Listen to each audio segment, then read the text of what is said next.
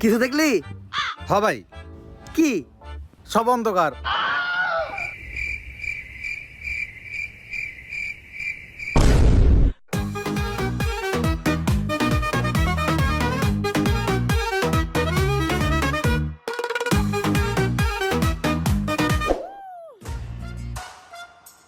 লালু ভাই, এটা আপনি কার কাছে নিয়ে এলেন?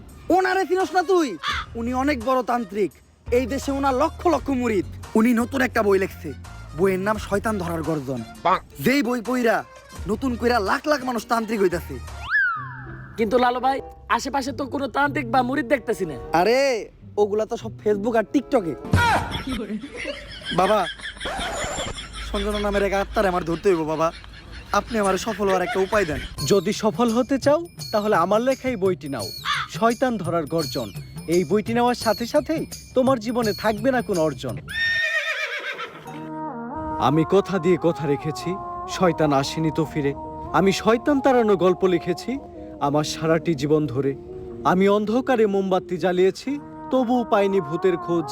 আমি ভূতের অপেক্ষায় ছিলাম, ভূত নিজেই হয়েছিল নিখোঁজ। শয়তান ধরার গর্জন, পৃষ্ঠা নাম্বার চুদলিংপং। বাবা, এটা তো মন্ত্র